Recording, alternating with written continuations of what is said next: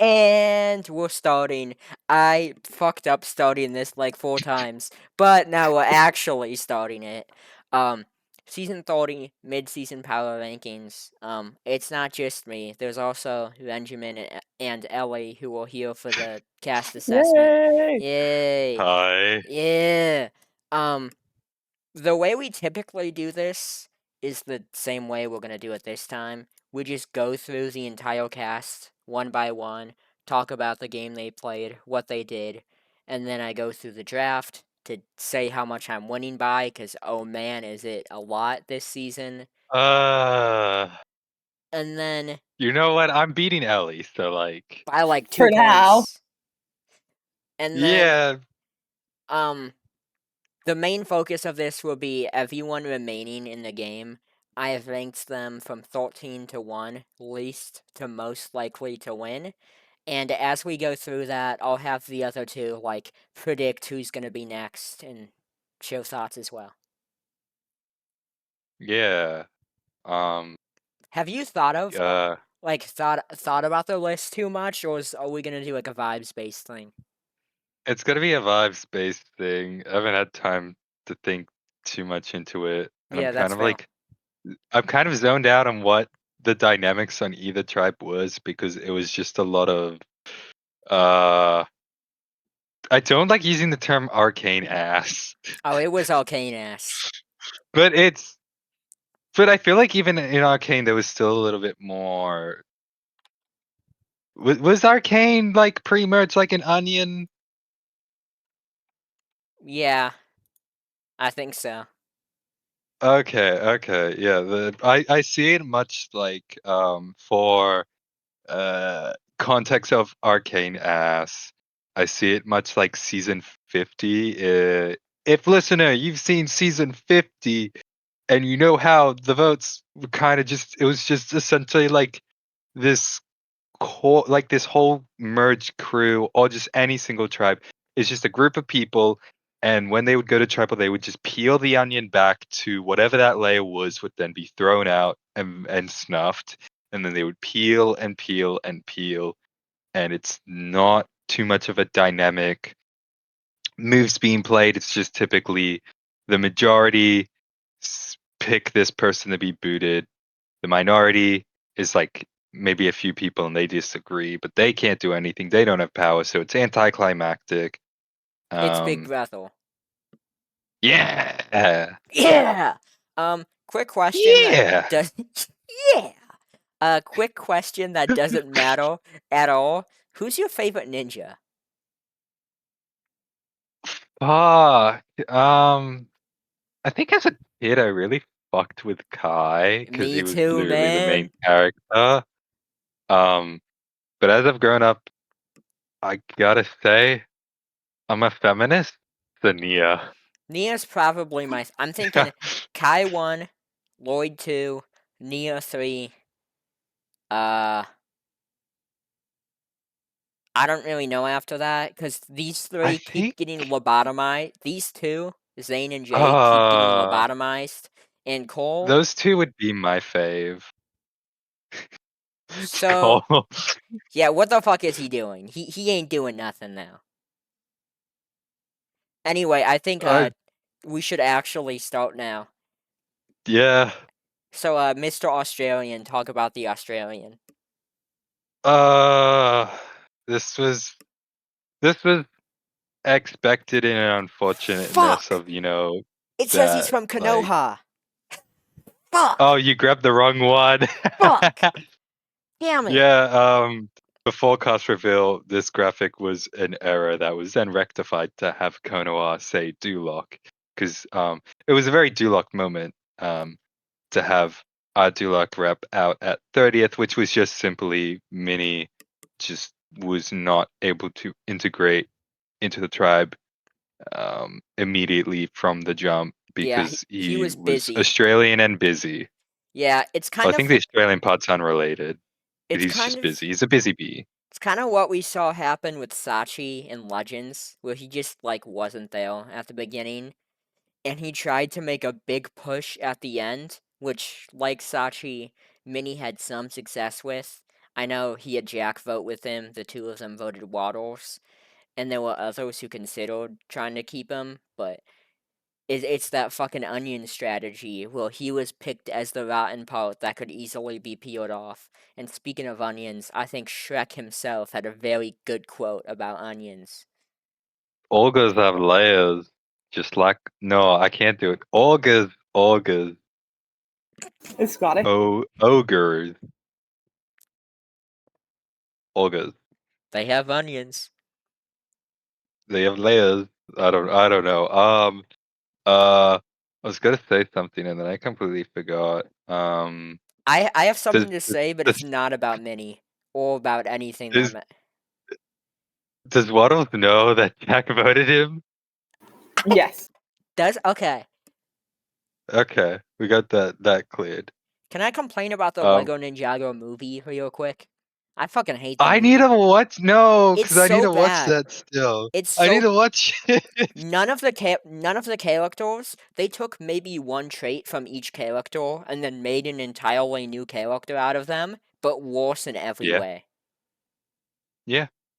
It's so bad. Well, it's not canon. It's some completely other Also, fucking. Cole is Cranky Kong. Ah, he looks so hot.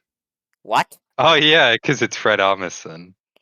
I think one of them might be Keegan Michael Key, or maybe I'm just insane. No, hold on. I can do this. So Nia is, I think her name is Abby Jacobson. Zane is Zach Woods. Who? Kaya is Michael Pena. Wu is Jackie Chan. Yeah. Lloyd is Dave Franco. Cole is Fred Armisen. And then Jay is Kamal Nanjiani. How, Yeah. did you look this up?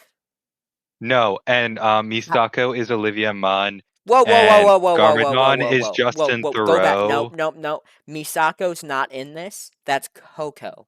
Okay. Fucking Different. that pissed me.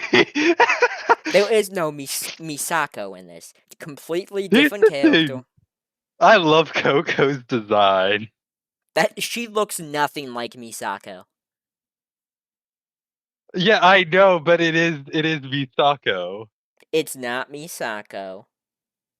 I hate the movie. Let me try and think if I can.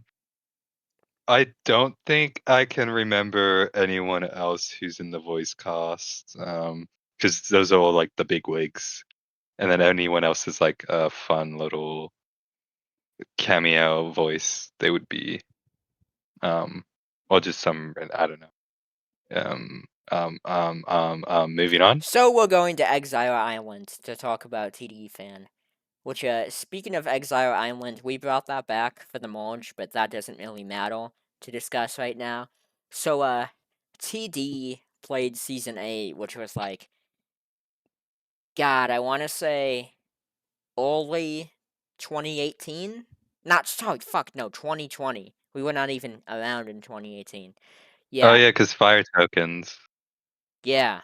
I Fire tokens ain't that bad, I'm gonna say. Anyway, yeah, TD Fan had a great interview about like trying to evolve his game from his first season, but we just really didn't get a chance to see that this season. It was one of many runners ups we had, but he was just cut at the beginning, and I'm probably we spent so long talking about the movie, so I want to get through these pre-jurors quick. Yeah. Well, a lot of them, it's a kind of simple thing. Start of the game. They just didn't integrate into the tribe, and many people said, "Hey, we should beat this person," and everyone said yes. Yeah, and his total drama guy is like on like a gray tornado, I think. Something like that. Yeah, Yeah. definitely. Next up is oh my god. Last season we had a guy named Awesome Alex. That wasn't Awesome Alex. This was Awesome Alex. Alex was a fucking incredible character. Holy shit. Um, I remember the boot. Alex. All right, so Alex formed an alliance yeah. with Runners Up There was and Bryce, Jack, and then maybe Waddles. It was someone who it had was flopped Yeah. a lot. It was runners up in pre-merges, wasn't it? Yeah. And they went to target Sandy, and someone in that group leaked to Sandy immediately. So it was just the alliance just didn't have the right foundation, and so because it was leaked and Alex being the one to make it, Alex was booted. Also, he's fucking Alex was so good as a character, man. There was so much love for him in the Spec Lounge. It was just Yeah, an insane run for the 2 episodes we had him. Which, similarly, this next person got a decent amount of love in the Spec Lounge as well. Because, Clasped just kind of had an unfortunate starting tribe. We had other people where this was the main reason why they went out. There certainly was things Clasped could have done to avoid the boot heel, but, like, ultimately, the biggest thing against him was the pregame of Bowman and Monday, which he didn't know about. So when he targeted one of them, it just kind of blew back up on him. And back to the onion bullshit, he was one of the outer layers of the onion, so it was pretty easy for them to clip him. yeah. I I have nothing else to say other than I agree with Cooper, and that dog is I adorable. was just about to say, I like that dog. That's a cool ass dog. I Okay, wish I had a photo of me and a dog in the mirror reflection objects of a in the car. You mirror. gotta buy a dog. Oh, Akira. Okay, so I love Akira. Season 1, the original hero of this, like, the original hero of the series. I mean, look at the fucking logos from the seasons Akira played. These things were probably made in Photoshop in like 2 minutes each, okay? Like, an OG right here. Other man, the quality really went up over the years. Yeah. um, Akira played 3 times in the first 6 seasons, made it to mid-March in Japan, end of pre-March in Greenland, and then was forced boot on the Heroes tribe in Heroes Villains Wildcards. And Akira has always just been like a pretty positive figure. The reason why he went home this season was very similar to that of some of his past seasons, which is that not only was he not very connected socially, but he was also a pretty big liability challenge wise, and that just kind of made him an easy boot. So unfortunately, we saw another early cut from him, but I'm glad we had Akira just to have like every. There's always something about having like one of the legends from season 1. If I could have had Akira on 24 Legends, he would have been on it. I just love that archetype. Akira is our Jenna Lewis. It's how Jenna Lewis, if Jenna Lewis was like not annoying and complaining all the time. And American, not American. Yeah, I fucking hate Americans. Speaking of Americans, I hate this Samoyed guy. He American. I don't care I don't care if he's Canadian or something. Uh, yeah. Look at Samomu on the logo. I forgot we put him there. Who the fuck invited him? Call something, something, something, something to add small moves to the Smiling Friends team. I fucking love Samomu. Yeah, I Samoyed? don't. What? Yeah, so Samoyed, What did you yeah. say? Um, Yeah, so how I saw Samoyed. yeah, so Samoyed, pretty much the exact same thing as Clasped, but Samoyed was doing a little bit better, so he was just the next layer of the onion.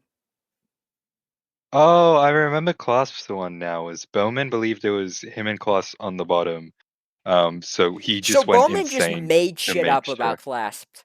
Yeah, it's very dangerous to be up against Which Bowman. is, okay, I get, like, it was unfortunate for Clasped to go out that way, but just fucking making some bullshit up about someone is awesome. I love that.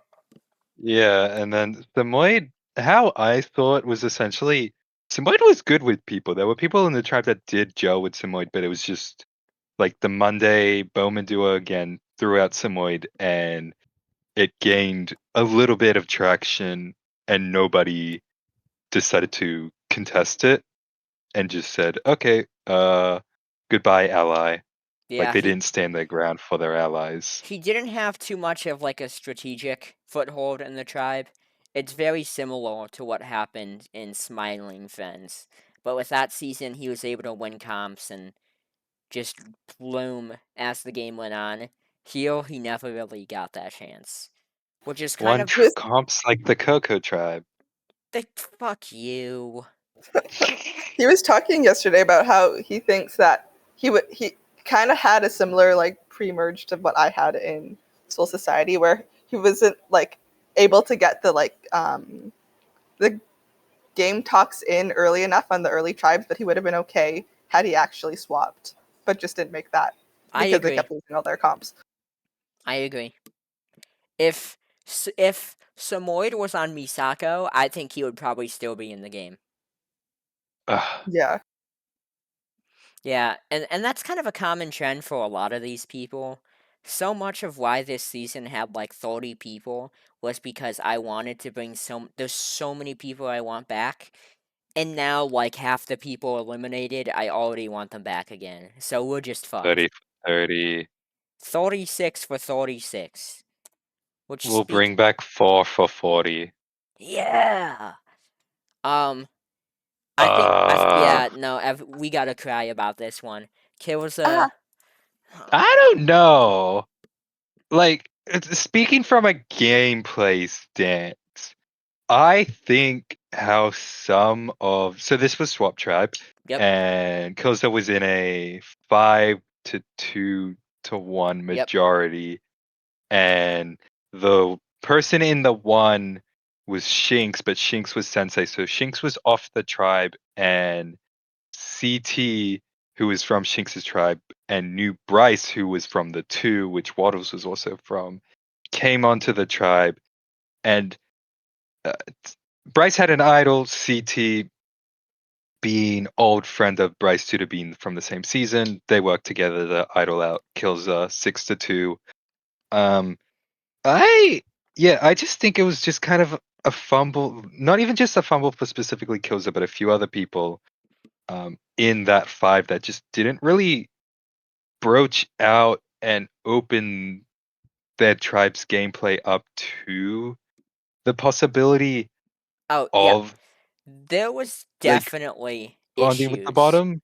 in Kilza's game. Like, I don't know if I would call him robbed or anything, but it's still tragic to lose Mr. Kilza in the pre-merge for the Hmm. third time, especially when I think his gameplay up to that point had probably been the best early game we've seen from him.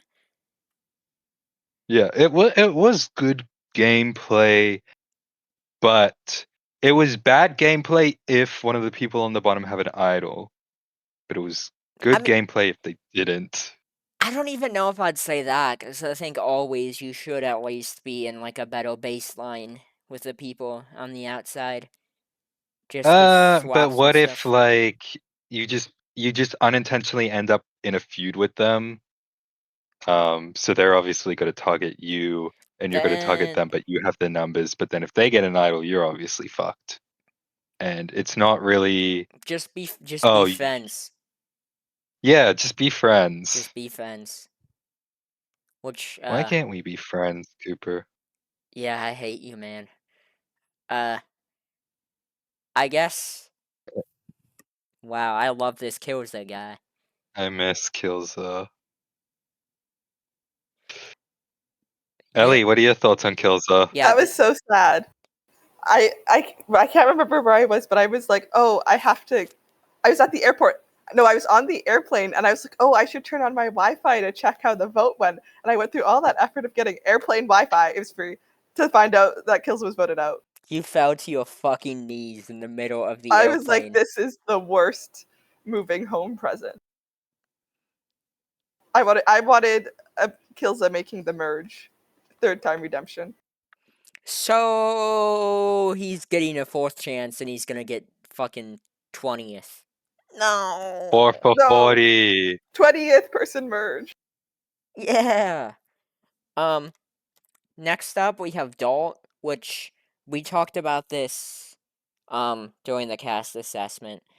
The Dalt and Clank being on the same tribe thing was just like totally all bad. Like that was just a fuck up on our part, dividing the tribes. We probably we could have caught it. We should have caught it. Yeah. And then the two of them swapped together, and at that point there was no world where they were not going to talk to each other. And unfortunately, Dalt just had less of an in with the new people they were meeting. And it's also Clank was also helped by the fact that he had Jack, who was his number one. So it was kind of two ganging up on Dalt. So Dalt was just kind of the easy boot. If you asked me preseason, I would not have expected Dalt to go out this early. But being on the tribe with Clank, yeah, it kind of makes sense, unfortunately. Unfortunate run. Damn it. You stole my lines. Yep, 'Cause, yeah, I agreed. I stole every single line. Yeah, literally every single line. Yeah, all of That's them. that's what I hate in this stuff is like when you're talking and I'm like, yeah, I agree, shit. Then I have nothing to say. Benjamin, what's the best day of the Cooper. week? Uh, no. Can I do it? Let me try and switch up the segue a little bit. So I wrote a script 2 years ago. I'm not gonna say what the title of the script is yet. But then during the start of this season, I started filming that script. And the script is called The Usual Monday Morning Murders. Holy shit. Yeah. Unfortunately, Monday does not feature in the film. And Monday got murdered. Monday fucking I was fascinated to watch Monday this season with like how her and Bowman they weren't like the top of the social chain on their tribe, yet they held such a strategic It force was because of crazy. I've how forward they were. I've never seen some people be like as low on the social totem pole and yet have so much strategic presence. Like Bowman especially, what he said went, even though most people were like, I hardly talk to this guy. I don't get it. Bowman just had some fucking aura to him, I guess. But They took advantage of a crack in the meta that is that sort of calm, passive, like because the people that are top of the social food chain are like social players that can sometimes kind of be passive and safe because they play without yeah, getting any blood on their I hands. Because think if you get no blood on your hands, no one targets you, there's no and so better they took example advantage. of that than Shinx, which people took note of. Yeah, I remember. Arcane ass vote. uh, I know. I remember. Bowman and Monday were discussing that, like, who was at the top of their tribe, and it was like Shinx has too much. It was like they were saying like Shinx is the perceived top of the tribe, but because Shinx is the perceived top of the tribe, he's not at the top of the tribe, and it's actually CT. Yeah. And like I like that foresight because that logic. If you're saying this person is at the top of the tribe and everyone agrees that they're not at the top because of that belief that they're too open and Well, exposed, and there is always someone else. I I agree in this instance. However, I don't think that's always the right look. That is true. Fuck, I can't think of any segue. Oh wait, what happened here? I forget. Monday just kind of got put on a swap tribe where people wanted to target the people who were perceived in good spots on Woo, which included Bowman and Monday, and they wanted to break up that duo. I forget who from Woo swapped with her, but whoever it was targeted her pretty quickly. Let me check. Vamp for I'm a gonna look second. at Cooper's slop. Vamp. Oh, So I um I watched a movie called Mouse at Sydney Film Fest. If Mouse, you as in see a like movie, the book about Minnie Nazis. Mouse. No, no, no. Isn't that Mein Kampf?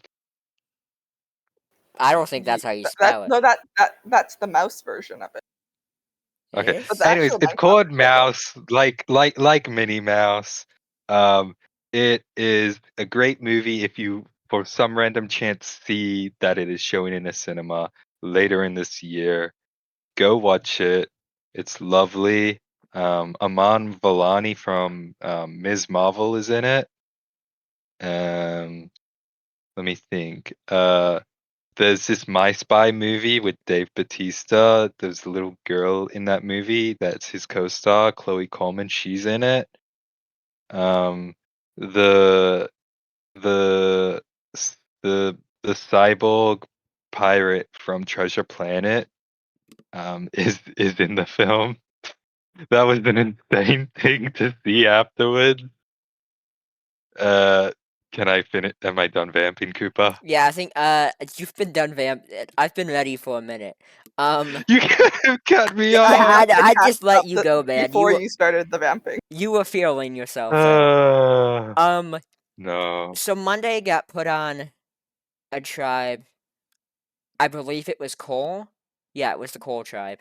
4-2-2 with Wu having four numbers, and CT didn't entirely want to flip on Monday, but Plushie and B Dog were very invested in doing so because B Dog and Monday were heavily against each other, and B Dog just made a greater first impression due to being more social, and that was And about one it. immunity. Which, speaking of, fuck, Segway. my B Dog, They put the dog they down. put the dog down. This was honestly Devastating. so. It was a funny moment of seeing Plushie's perspective of it because it was like him and Mrs. Plushie. They just had like a conversation communication with one another, being like, "Yeah, you should put the dog down." And it's such a I think it's because that line of dialogue is such a morbid line that has a lot of meaning in its typical context. But here, because it's B dog, it's like in an unserious manner, but it's also has it's semantics because it's not you put the dog down, it's saying, hey, you should vote at B dog. My B Dog. Yeah, fucking love this guy. He gets better every season, but he doesn't always do better every season. His Um, placement gets better until now. yeah, except this time. Uh, B Dog, he was being a bit too leaky. He was giving too much information to Sandy. He was giving too much information to everyone. Literally everyone. Everyone caught on to it, and then yeah, like you said, we just had to put the dog down. And now the dog is dead. No, but we need to talk about the insane factor that B Dog changed his vote, say 1 minute or Oh two my minutes god, before yeah. deadline, and it was going to tie 2-2 on him and hmm Evan. But because he changed his vote, it was a six nullified six, 2 votes on him, 1 vote on Evan. So he went. Um, I think he would have which gone on the revote, but like still, Unk kind of I voted have himself no out. idea what would have happened. Yeah, I which can't is an believe I insane called him occurrence. Unk. I don't know where that came from. He is not Unk. He is not Unk at The same all. age as you. to be to be fair, people are calling people like 2 years older than them Unk. That's Unk. Like Ren is That is Unk. Yeah, Fuck. Um, B let's move on No, no, to no, the next no, no, no, no, Unk. no. B Dog had like one of my favorite moments of the season when he did that quick video of Samoyed and clasped on his computer with like X's on their heads. And he was like, okay, B Doggy Nation, on three. And then he put his hand against the screen. Did no one I did watch not that? see this. I didn't No, see this. No one watched it. It was a great I'm bit. not a, I'm just Great a bit. host. Go through funny stuff. It's your job to watch, to It's a read great stuff. bit. Great bit. No, my I job will. is to It's do Cooper's job. challenges and turn rotation on for the And jigsaw. we're talking about Whoopi Goldberg. No. You know what? Is I'm the gonna Whoopi text fan okay? I'm gonna Yeah. text the Whoopi fan right now. I'm taking a picture of me in front of the Whoopi slide, and I'm gonna ask him So I've seen the video. what? The B-Dog video. Okay, I'm sending Whoopi's Ryan, you fan. have to send it to me. I'm sending Whoopi's fan the video. Oh, it's so good. Oh, no, not the Dear Diary. Dear Okay. diary, today I found a diary. I It's not texted mine. Whoopi Goldberg's #1 fan. I said we're talking about Whoopi. What do you have to say? And hopefully he gets back in time. Okay, well, Cooper, what do you have to say? Season 3, holy shit. Like Akira, Whoopi is someone from those original seasons. Someone who I never thought would come back. We've had like 2/3 of the Greenland cast come back at this point, and Whoopi just wasn't one of those people. But then in the alumni server a couple months ago, Whoopi came out of the fucking woodwork and saw season 30 was casting soon. So, as we were, once casting officially started, I recruited Whoopi, and then Whoopi was kind of just a lock. Whoopi did a great job socially on Woo, was kind of liked by everyone, wasn't exactly, like, in possession of much strategic power, but he was still able to get in as kind of like a proxy third to Bowman and Monday. But by the time the swap came around, Whoopi just wasn't with their allies. They were with Bowman, but Bowman was trying to minimize the threat of the Wu faction. So even Bo flipped on Whoopi, and then it was kind of curtains from that point on. The Whoopi fan has I not guess gotten back to me yet, and this is I not guess you good. could say it They was gotta not a hurry Whoopi up. moment.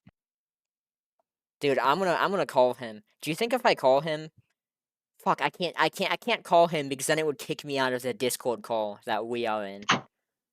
Yeah, you would have to call on your phone. I don't have his number. I only use Discord, which is crazy because this is like my best friend. But I only communicate. What if I text her on fucking PlayStation? He's not online. It wouldn't work. Cooper, No, like I Instagram or admittedly think LinkedIn. you should probably, at the very least, get your best friend's phone number in case you need it. Dude, I'm recording a voice memo. Dude, hop the fuck on, respond. But you need to say something about Whoopi Goldberg. This is very important. Okay, we'll see. I'm just gonna send him a bunch of like E's, so I blow up his phone, and then he'll say something. So yeah. What else? Would you have anything to say about Whoopi Goldberg? Um, I feel like Whoopi was another person that came doomed to the onion feeling. Was someone that was doing well, nice in the first tribe, and then second swap tribe comes along, and it's that peeling of the onion feeling of just sort of getting rid of people that maybe aren't into the social core of the tribe.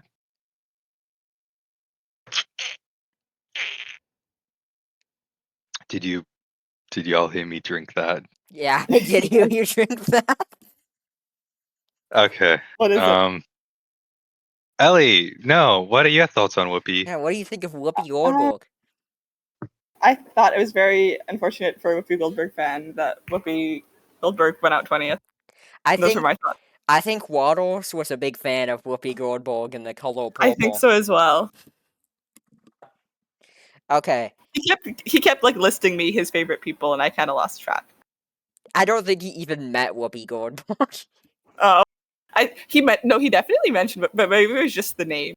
He just likes the name. He just likes that Whoopi Goldberg was. I think so. Okay, we're gonna move on and hope Whoopi's fan gets to me eventually. And it'll be like a big news drop.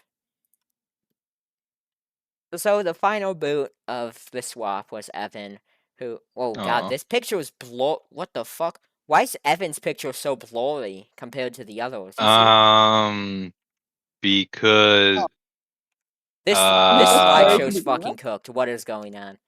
I don't have the answer. It's Oh, the whole thing intentional. is. It's intentional. Yeah, this was intentional. It's Evan. artistic choice. Yep, an artistic choice from me.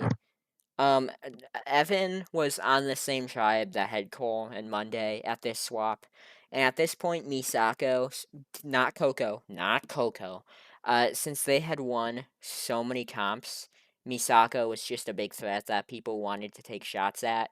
And for Evan, who wasn't quite at the bottom of the Misako power structure, but was far from the top, that just made him kind of expendable, which we saw even Celeste flipped on him by the end. He could have gone home at the B Doggy Tribal, but we saw how that went. But yeah, Evan just kind of was never in too good of a spot, but was able to slip through a couple tribals. Onion. Which, speaking of, you know who was on the outside of the onion? I'm not ready for this. Am This I? No, I am. This motherfucker Sorps was at the outside of the onion, but that onion had the greatest shelf life of all time. This onion was sitting. This onion was sitting on that fucking store shelf for so long before anyone touched it. Not because it was a bad onion, but because everyone was like, "Wow, that's a pretty onion. I don't want to eat that." So, he was just immune forever. And then when he wasn't, he got cut. But until then, great onion, one of the best onions. Couldn't peel that part of the onion because it was just so good. That's what happened.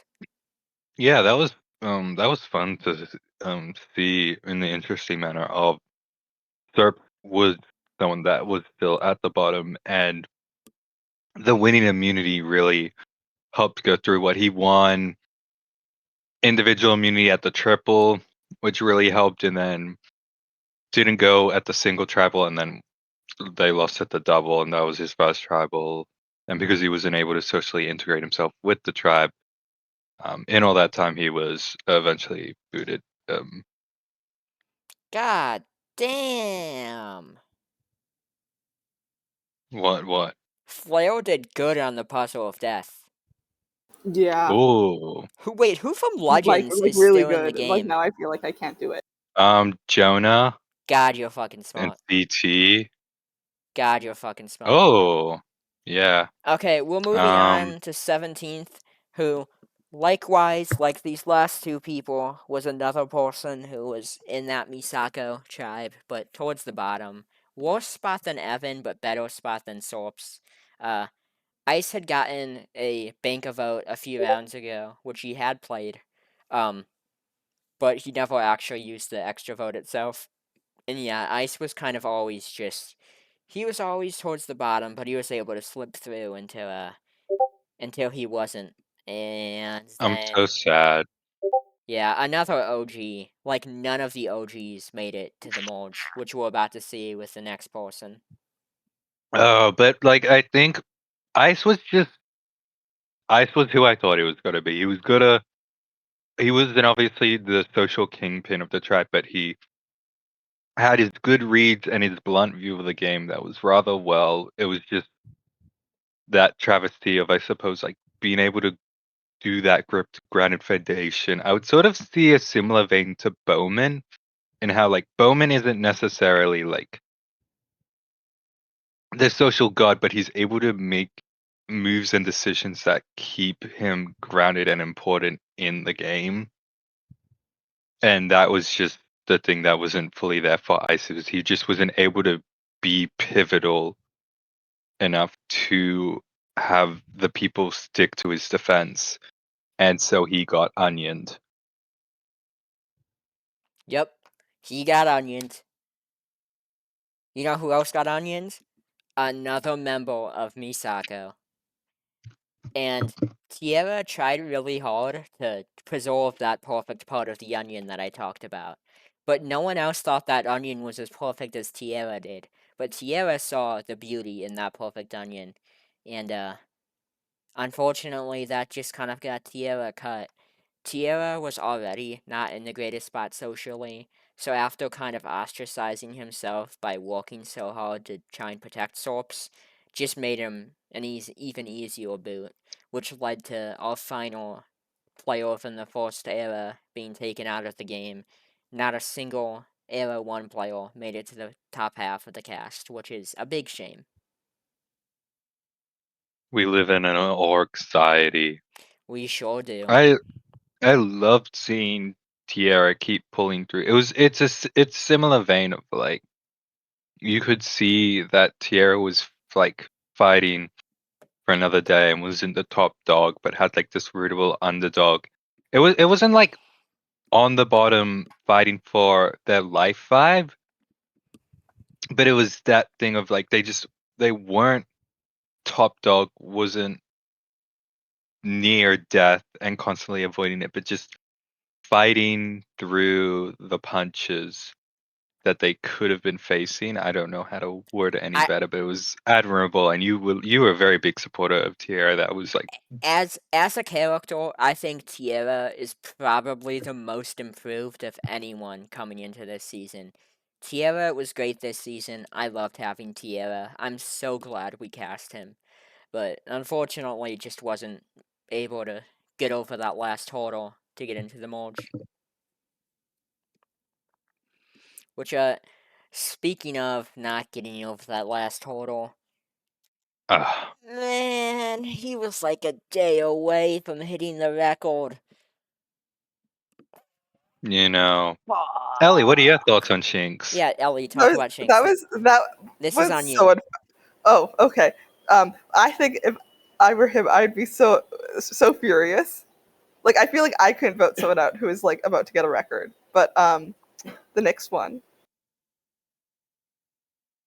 Nixon 5.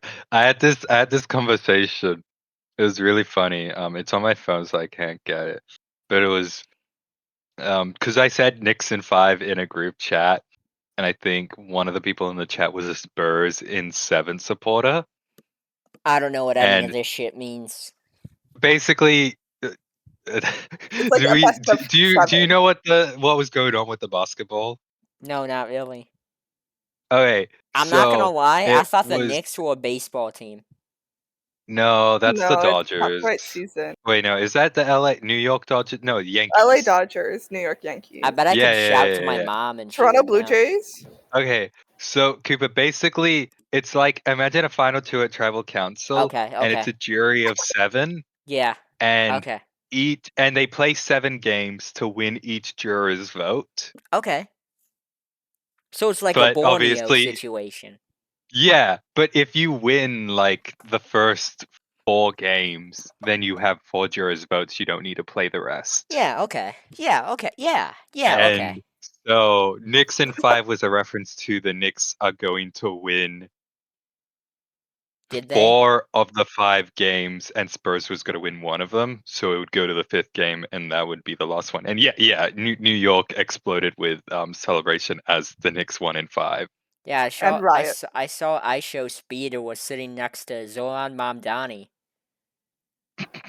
Oh yeah, a meme came out of Zoran Mondani at the Knicks game because I think it was I don't know who he was with. I presume his mom.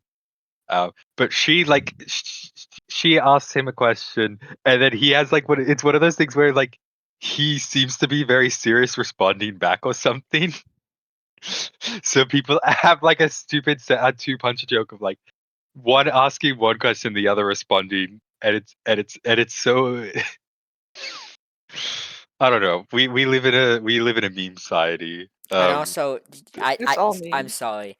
I gotta go back to him and iShow Speed sitting next to each other. The fact that Speed sat in the Mamdani chair and didn't notice it is incredible. He was in the chair marked for Zoran Mamdani. And then fucking Zoran Mamdani, when they talked, Mamdani was like, yeah, Speed, I love your 2022 World Cup song. What the fuck? Oh, I listened to Yeah. that. I listened to that a few days before Shinx's boot. and it was not my thing. It was a bad. He hated it, guys. He fucking But hated it's it. funny. But it's funny. It wasn't actually But that awful. There were just some parts that I felt were just so like he was just listing all the countries playing the World Cup, and then he just started singing World Cup, World Cup. But with the old like epic And then it gets poetry better. from 1000 BC, they just You kind want of to list. talk about like fucking Homer's Odyssey? Yeah, in Odyssey they list the boats in the story of Speaking of Ragnarok. Wait, They we Homer's just list never Odyssey. talked about we didn't talk Speaking of about Shinx. Shanks Homer's at all, Odyssey. Cooper. So we're talking about Shinx. Fuck. So we're talking about Shinx. Okay. I think. Onion. This guy was Mr. Onion at the beginning. But it was different because it was this idled 6, idled 2, and then 2 votes on Shinx, which I think was like a plan of the 4, but their 4's plan was to split the vote 2-2, and that forced Bryce to play his idol, and Shinx didn't have an idol, so he was the only votes that counted Yeah. in the round. Yeah, So and going out in style, and it was so very last minute. Shinx definitely played the best game of any of the pre-Joros. And of all of I've done every player since Legends. I have like a ranking of how well they played the game. So it's like 1 to 127, and Shinx was one of the top 3 Joros in that list. But there was still definitely some flaws to his game. Like people were kind of annoyed with passivity from him. Like even his closest allies, like Mason, were willing to let him go for that reason. But either way, one more day, man. It's like Jacob the Great in Cool Rival. How he just wanted the 100 days so bad. And history repeated itself with Shinx. Days are dangerous, man. That's why I just wanted to go for 69 days. And you know who fucking you know who you should count your days if you're around? This evil motherfucker. He's so fucked in Why? the head. Why do I need to count my days? He's gonna fucking Waddles. They will shoot you in the fucking head. True? Why? No, because he couldn't shoot a gun. Are you sure? Yeah, Uh, I I beat would like to Waddles in see Waddles. fight. it. She said it, not me. I didn't say anything. Yeah. Ellie, what are your thoughts on Waddles That aside was from the gun part? that was so sad. I think he did way better in the like strategizing, at least like having ideas and opinions of what was happening in the game. Because I don't really know if he had that in other seasons. Oh, he didn't. No, I don't think he knew anything what was happening. He survived a lot of tribals, Yeah. and I think his biggest issue was not talking game with people. Because I think a lot of people liked him, even though they were like super. They were always like, "Oh, I like Waddles," But he's but he's like weird. so confusing. But like, I think he could have saved himself, maybe. Like, I think it was a possibility, but I don't think he had the like gusto to like push I think and have the game Waddles talk. of the what I just talked about with Shanks, of Shanks being like one of the best pre-Joro games in the last few seasons. I think I had him like 4th or 5th. I think Waddles might be like 9th or 10th, which is crazy. Because Yeah, Waddles I is think. fucking Waddles. Yeah, I mean, Waddles had, I think, had a really good pre-merge game. Let's not forget, Waddles is the 17th boot of the season. He's so fucking funny, man. How many Like, and the thing is, tribals did he go to? Waddles. I think like Uh, between 6 and 8, I think. 6, You know, 7, no, Kill but yourself. it's Keep also going. like Waddles isn't an or god. Like Waddles still doesn't have the proper grip that a lot of the other players had, as they've been playing a lot longer. Aside from maybe a few others or whatever and such. But like, yeah, Waddles, for their experience and grasp of the game so far, did pretty well. So it's like, this is I put it on the same level of Shinx of like it's still impressive and proud of the game they played and how they went. And you do have the comparison to Shinx has been playing for like fucking 6 or 7. Fuck It's more than Oh. that. you. Like many years. And Waddle's was it last year was Waddle's first org? Yeah, Waddles, I love you. is this their third org here? Yeah. No, So then, I thought Waddles like cheated on us once and played another. no, so yeah, Waddles has done one other org. So this is like what their fourth. But Why they've not played as many orgs as I have. No, Why did Waddles cheat on us? Like what I don't caused know. that? He never even like told us till after that he had played another org. And he incredible. Was it Yellow's org? It was someone from that season. That's Aaron. awesome. Well, we're gonna cheat on Waddles now and move on. Yeah, fuck We you, love you. Waddles. So we're talking about the draft. I don't want to talk about the draft. I So don't think we need to.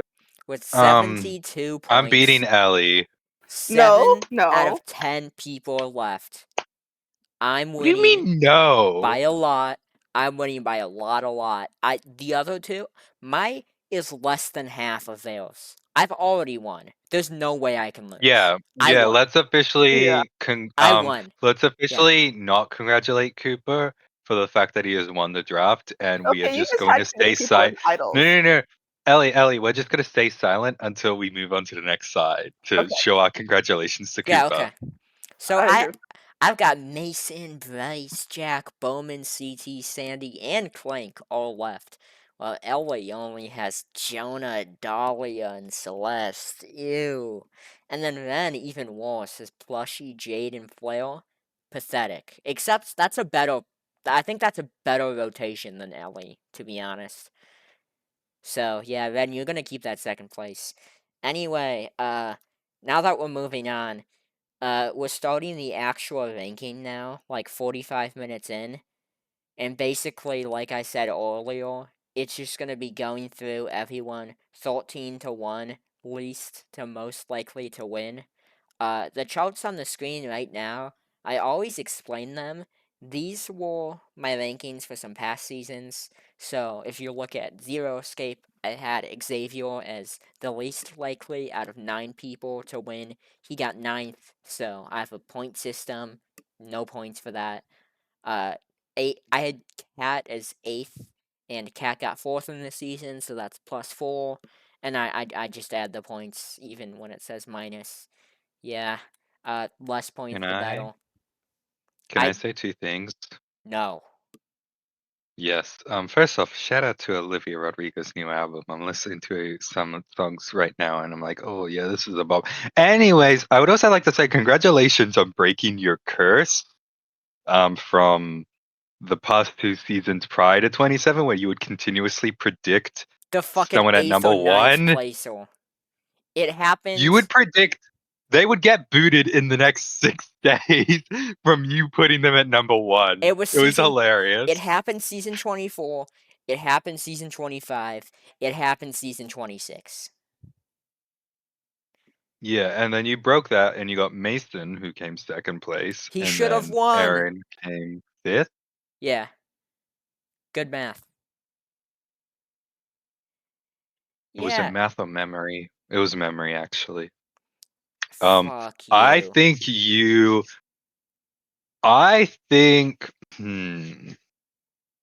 I think you're going to succeed again this time round. Yeah. Yeah. So who do you think I have as at 13? Don't be stupid. I'm gonna make fun of you if you fail. Ellie what the and fuck? Patrick. I'm so mean. I'm so You're mean. saying it's so obvious? I'm so mean to Ellie and Patrick when they do this because they can- always fuck it up. It's so obvious. I'm gonna take a guess. Pull up a fucking spreadsheet. Think about it, okay? Who is it? Bryce? Are you fucking stupid or something? No, it's Dahlia. I'd contemplated Dahlia, but I had to go with Bryce because of having literally idled twice through Yeah, pre-merge. I think with Dahlia, I think of everyone on the cast, she's probably the closest to being a consensus boot. Which, by the way, this ranking is not just the power rankings I put out last. They're different. They're all similarities, but they are different. So don't just look at that, because you will look like a fucking idiot if you do. But yeah, uh, Dahlia just kind of closer to being a consensus. Um, Another reason why Bryce is above her is that I feel like Bryce probably has more win equity between the two. Because with Dahlia, Yeah. she was one of those Misako people who wasn't at the top, but she wasn't at the bottom, so she was just kind of in an okay spot. And that kind of carried over throughout the entire season. Her power ranking spot has been pretty much the same thing all season, and like it hasn't gotten better, but less people are in the game, so it's kind of at a point where I think she's pretty much out of legs pretty soon. And if she isn't this next boot, I can't see her making it much farther past that. Especially since people want to break up Hole, Clank, Jack, and Sandy, and of the four of them, Dahlia is definitely like the easiest to take the shot at, I think. Yeah. I think. Hold on, my throat feels weird. So his throat feels Okay, weird.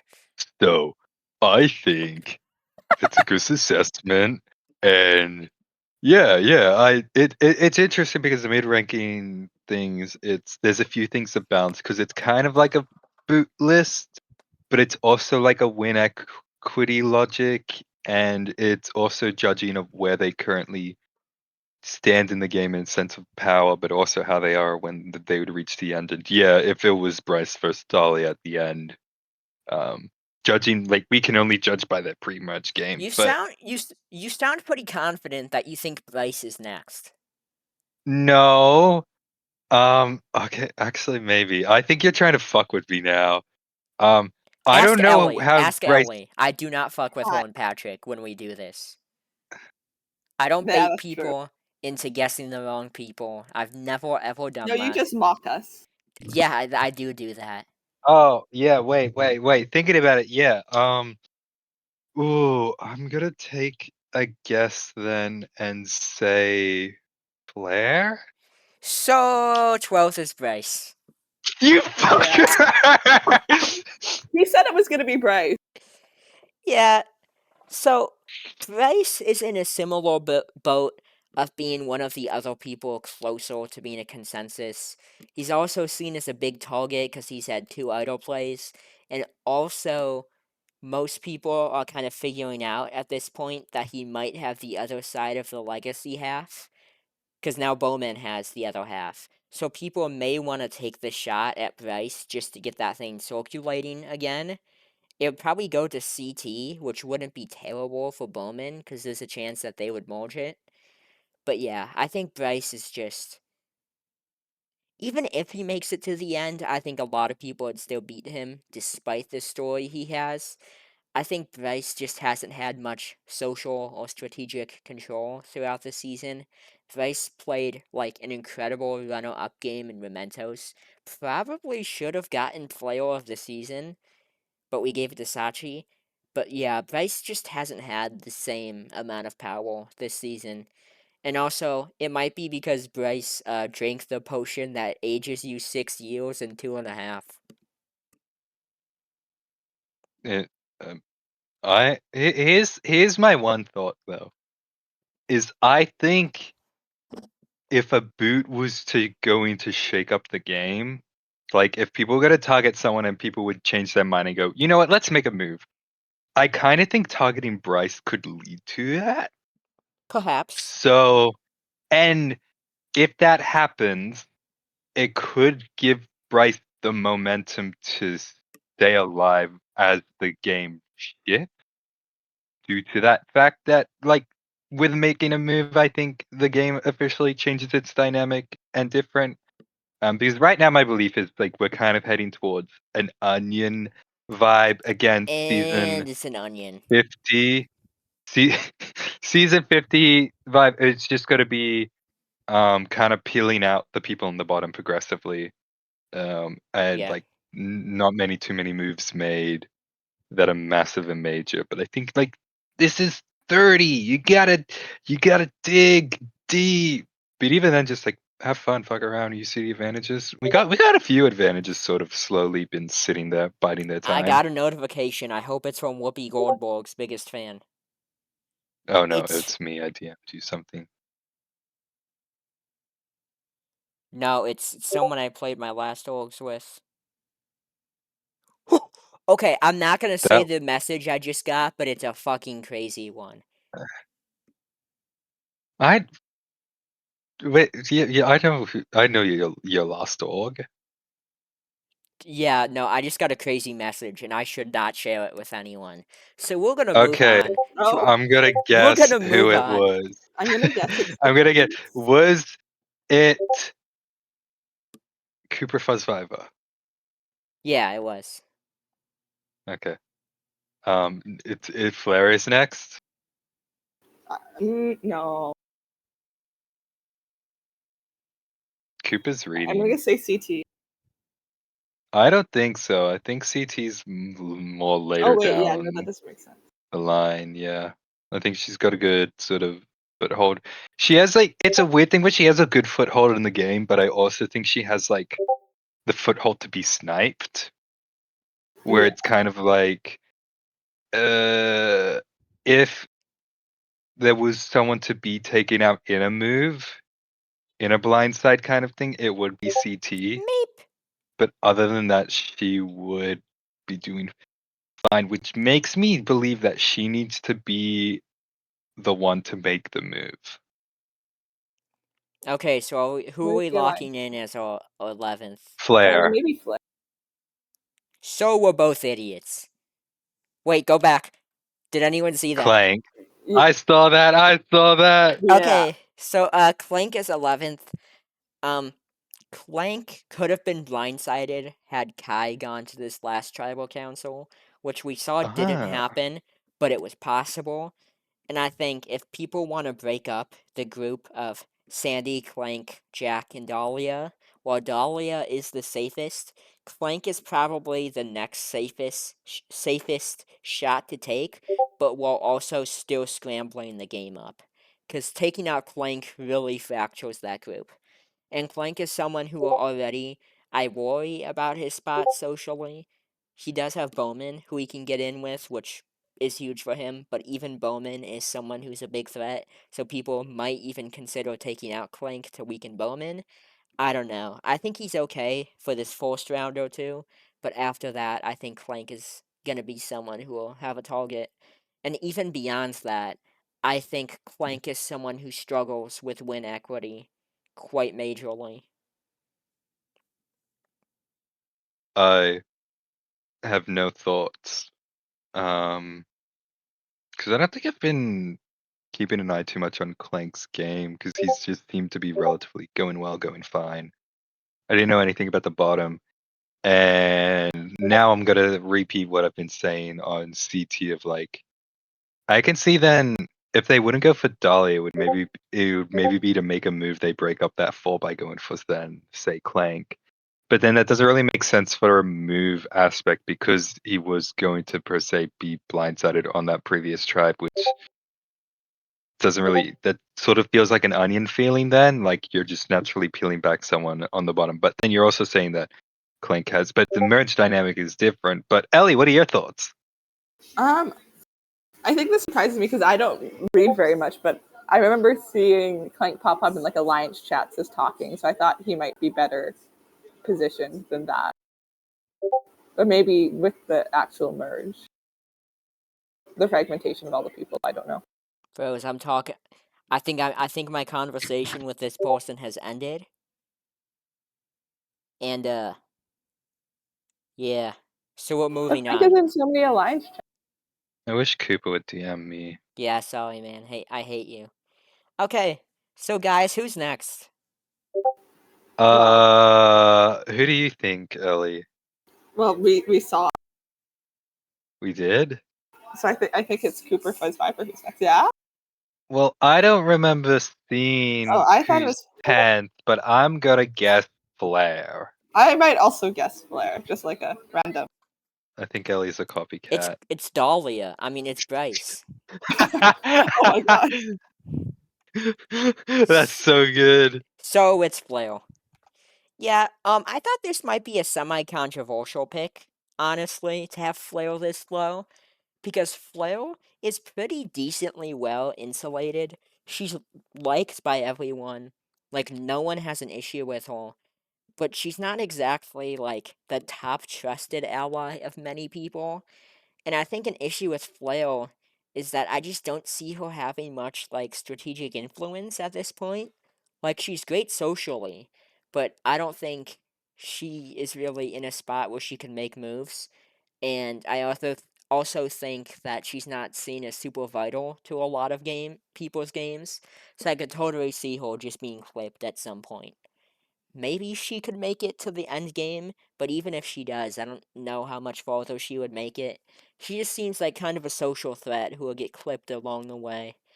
And I think the fact that she doesn't really do confessionals hurts her in a way too, just in the sense that I don't really know what she's thinking, so it's hard to have too much confidence in her game when I don't really know her game as well as everyone else's. I kind of see her reaching the end, but being possibly setting her and the game setting herself up to be a final tribal council loser in the way you're describing then, as it's giving the vibe of someone that's able to go far enough in the game, because like it's sort of middle of the pack spot is very good to get yourself far in the game, especially when like all the people at the bottom get booted early on in the merge, and then the people at the very top get booted at the very end of the merge. It's the people that sit in the middle that do fine, but you need a punch, and then if Flair can't find that punch throughout the game, then it will end in being punched at Final Tribal Council, or just booted eventually along the way. Yeah, I think after this comp, I can see like the chance of like a comping out. I don't remember how she did in the other ones, but I think also it could make her more of a target. She is very much a comp out person. What she won, she beat Minnie in season 20 to return to the game. and no one mentioned that this season. I was really hoping, since they were on the same tribe, one of them would mention it, and they never did. Hey, remember when I whooped your ass? Yeah, I Yeah. wanted. Yeah. Okay. Who do we think is ninth? My favorite number. The greatest number of them all. No, it's 6. I don't remember who stole it. Benjamin, you got this, bud. Who's Jack? ninth? Oh, hold on. Plushie? I'm mourning with Flair about me fucking up the rotation. I'm going plushie. Plushie. I feel like you're gonna do something crazy. So I'm judging you. Good. Then what do you think? It better not be Plushie. That was a dumb guess. Well, I said Jack first. Those are my two. Those are my two. I'm gonna say Jack. Yeah. So at number 9, legendary Jack Paul. Yeah, I did that with no help at all. Ellie didn't influence me at all. Woohoo. I said nothing. Yeah, so I said legendary Jack Paul because when we were recording the draft, Whoopi Goldberg's #1 fan, when I drafted Jack, Whoopi Goldberg's fan was like, legendary Jack Paul.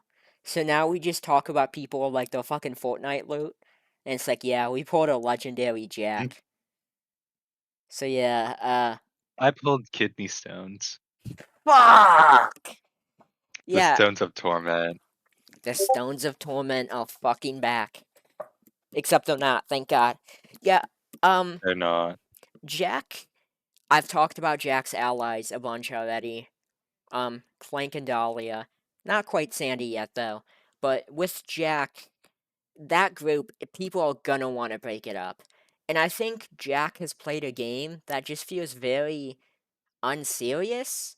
Um, people aren't taking him too seriously. He just idoled Dahlia, but before he did that, he had a fight with Dahlia. Sandy was mad at him. A lot of people are just kind of annoyed by him. But even then, like, he still has some degree of power.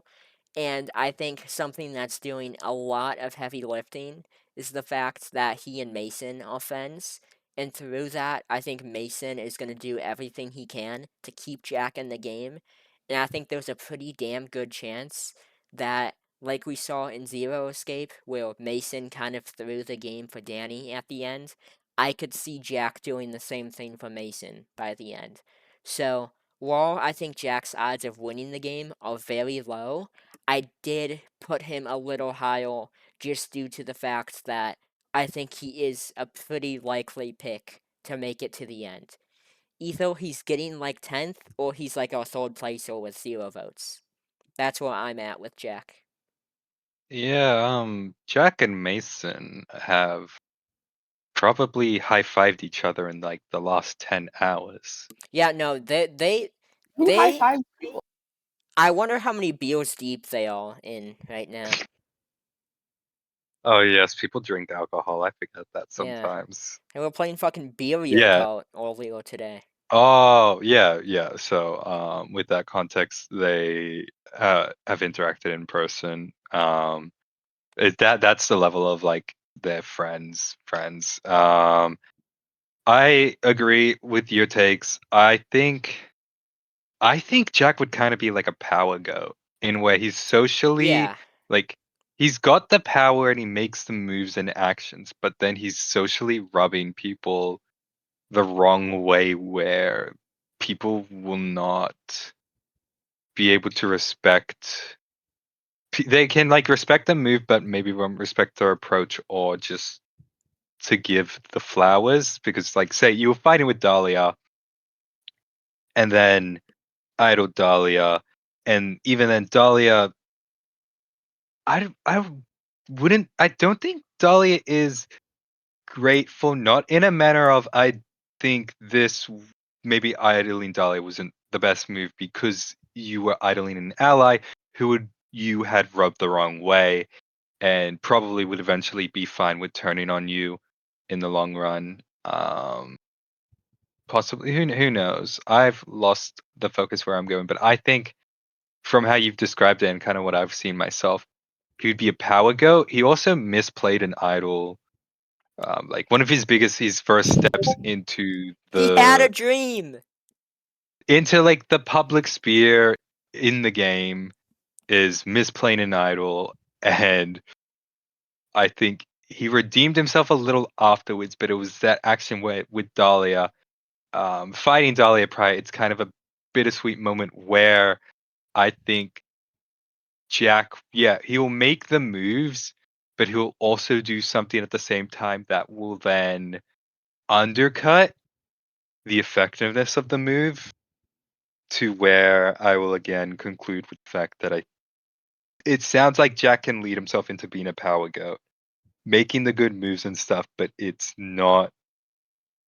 missing some other social complementary factor that would give him votes at the end otherwise. Yeah. Ellie, what are your thoughts on Jack? Yeah. I think you guys. Sorry, people are so. I don't. Yeah. Yeah. Okay. Who do we think is eighth? Um, I Sandy. maybe I was gonna guess Jade or Bowman, I also thought maybe Bowman. Did you just but say Jade? yeah, I was gonna sit on Jade because the thing is, I cannot believe you would. I'm not trying to fool you here. Hand to God, Jade is up high. no. You don't believe me? Well, I believe you, but my opinion perhaps differs. Genuinely. Of like, this is where I would put Jade is like I would put Jade eighth on the ranking. So are you still thinking Jade at 8th? I'm just gonna say Jade at 8th. What are you gonna say, Ellie? Ellie, you can do better than him. My mouth is filled with food. I'll go Sandy. So you're a fucking genius. Yeah. Yeah, so Sandy, I think everyone above Sandy has a good shot to win the game. Everyone down here is either like a possible consensus boot or someone who people might want to cut in order to weaken power players. And Sandy is the best positioned of that group. She came out of Kai as the most trusted person, and she had some good connections that were on the Neo tribe as well, such as Celeste. But, like, she does kind of have this issue of sometimes overplaying a bit, and it's been kind of a observed phenomena throughout the season that when something doesn't go her way, she gets mad at people, and everyone has picked up on that. And just given that, I think that could lead to people targeting her purely just from like a social point. And I also struggle to see like if she could exactly win a final tribal. I think she's. I just don't really see it. So honestly, talking about this now, part of me almost thinks I should have put Sandy below Jack and Flail, like where Clank is. I just don't have much I faith in her. don't. I don't know. The way you're kind of describing Flair, Jack, and Sandy, I'm like visually seeing. Yeah, they could be like a final tribal council loser. But it's this thing where it's the start of the merge, and it's seeing how the trajectory stands out. Like, there's I kind of have the belief, say, like one tribal into the merge, or even before that tribal, you can kind of take a guess, a good educated guess at who could become the final tribal goats. But it's like a selection of people. You pick maybe like 4 people that it could be, because there are people that have already lost the game that are still in. Because that's just how it plays sometimes. And some people in this latter half could still recover and make the right moves to win and move themselves forward, but where we see them right now can lead them to doing that. And yeah, it does kind of like, if this part of the game is going to be like the brutal part, because now you're constantly going to tribals, um, and there is no more, come on, we can like, we hope all our tribe makes it to the next phase of the game. No, everyone here, many people are going, like definitely over half of this cast you're looking at right now is going to be voted out. So I think a very important factor is if she cannot get that fact of being okay with things not going her way, then that is going to be a pitfall that will definitely lose her the game if she can't come back from that current factor. Like for me, it's number one thing is the damage control. Like for me, when shit doesn't go my way in org, I kind of just go okay. Um, but I'm also just very numb to shit not going my way and things or whatever. Like what was it? Like I had problems come up when we were filming a short film, and I'm the director. I have like my whole heart and care into it, and when it's not going my way or whatever, they're like, "Oh, this issue erupted or something came up." I was just like, "Okay," Yeah. and then I just went and looked for a solution because I have continuously encountered things not going my way in like film sets and filming that it's just numb, because also like orgs have built the familiarity with being in a high pressure situation and being able to understand that things won't go your way. And you're obviously allowed to be upset when the shit doesn't go your way. But obviously this is also like you're socially under a microscope that's even crazier and different, and you're being lied to and manipulated. It's a whole fucked up thing. I think in the next 3 tribals, you can fully maybe cement whether Sandy sticks to how she's been playing with that flaw that maybe holds her back, and you can probably make an assessment there to be like, yeah, she isn't going to win. She could win. She's going to be Final Tribal Council loser, or she's going to be booted eventually. Yeah. Yeah. Okay, who are we thinking for 7th? Right in the middle of the ranking. Uh, um, Oh, also, I want to point out the fact that Sandy, Jack, Flail, Clank, and Bryce all being in a row. That's all 5 Garmadon people who made the merge back to back to back to back. Garmadon D's nuts. I mean, that wasn't what I was getting at, but yeah. So what? It's 7 people. Okay, and I'm looking at the list of them. Bowman? I want to say Jade still, but it's different because me and Cooper have different viewpoints of the game, and I'm judging like, Bowman, good yeah, answer! I'm Good so good. answer! it's fucking terrifying. What the fuck? Yeah, honestly, since making this, I would consider maybe moving Bowman up a spot or two, because he's put in some good work today. He's been super Hmm. active with, like, locking down connections with his allies. He also found the other half of the Legacy half idol, which Bryce has the other half. But yeah, the issue with Bowman is that because of how he plays, even though he's one of the least active social players, he's seen as this massive threat still.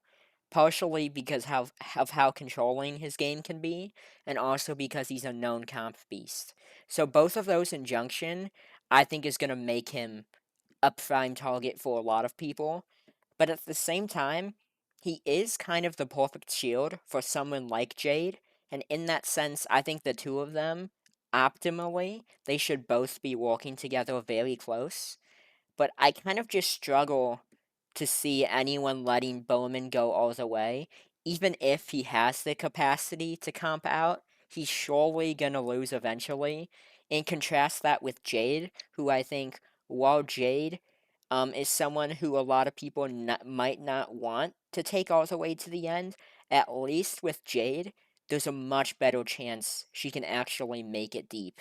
And she would probably only need to win one comp to take it all, while someone like Bowman might need to win 3 or 4 times that. And on top of that, I do also think there's a world where, depending on how competitive the game is, I could see Bowman maybe being like a competitive second placer where his game is liked by some but not as liked by others. I think that kind of just makes perfect sense for Bowman. I think Bowman has not a controversial game style, but I think those very like Ren, I think me and you, I think you're someone who would probably be more into like the play style of Bowman. Am I wrong in saying that? Um, no, but I think I would maybe need to be Actually, Bowman's though. ally in that. Actually, I think I need to be Bowman's ally because what I have seen in games before and such is he sometimes kind of cuts off some players in the cast. Like he doesn't really socialize with them eventually because they aren't his allies. Totally. Um, He just and does that. yeah, because he's not the most social person, so he just begins to then focus on the people that he actually is playing and working the game with.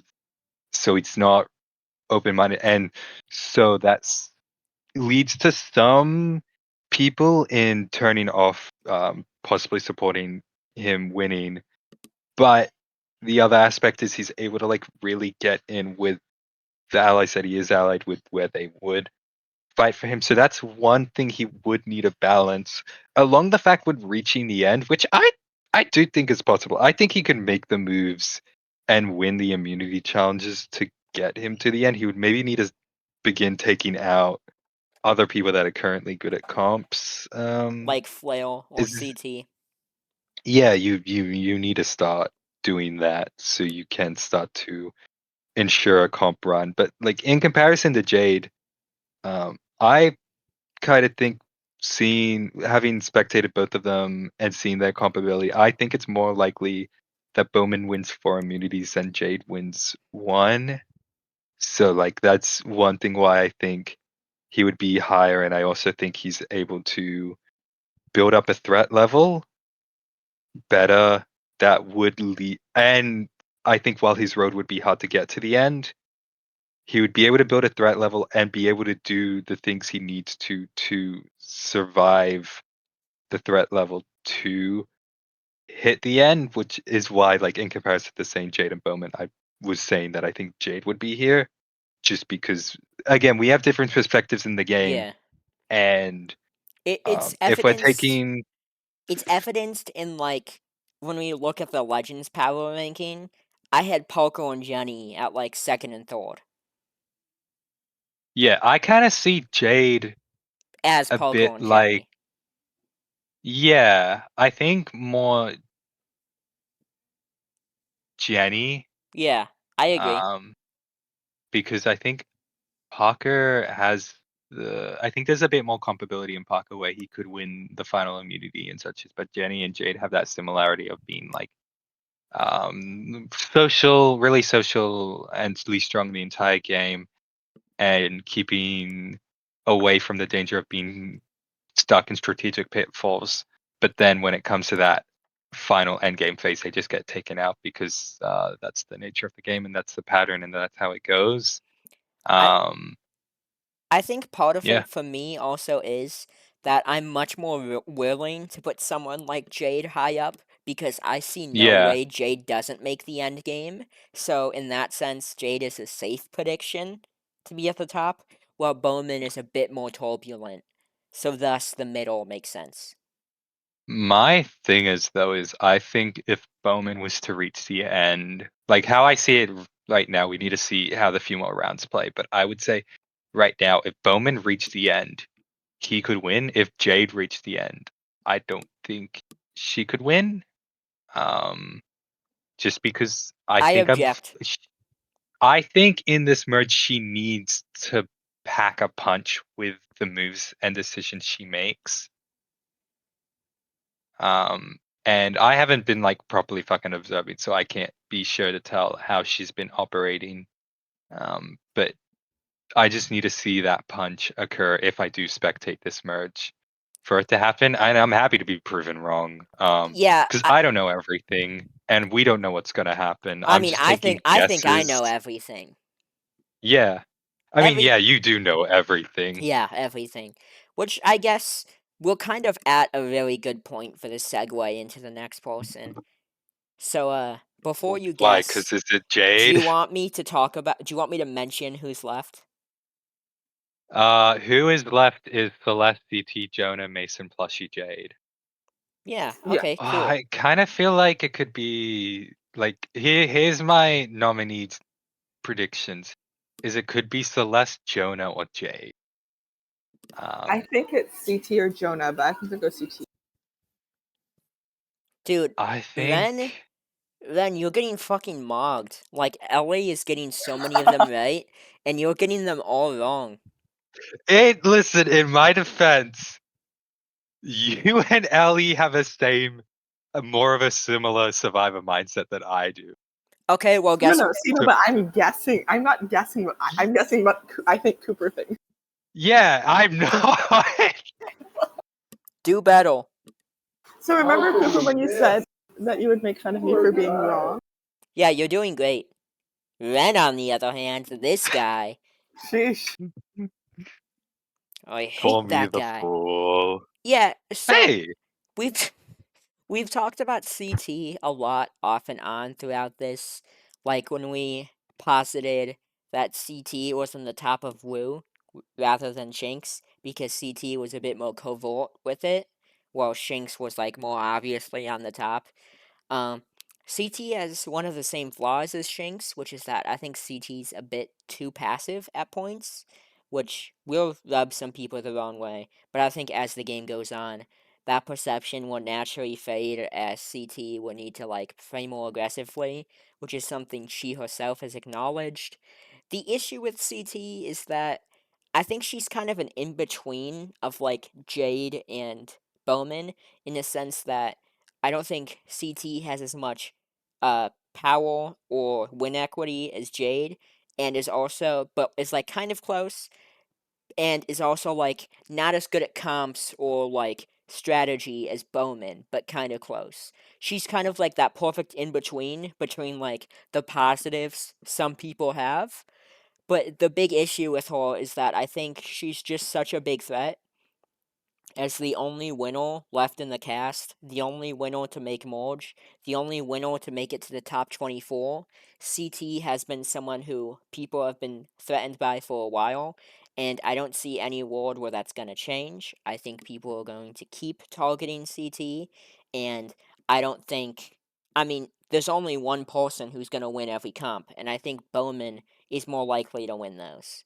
But at least with CT, I think CT is less likely to be targeted in the immediate future, while also probably having more win equity than CT. I mean, Bowman, but either way, those two are kind of mentally in the same tier for me of two players who are playing well.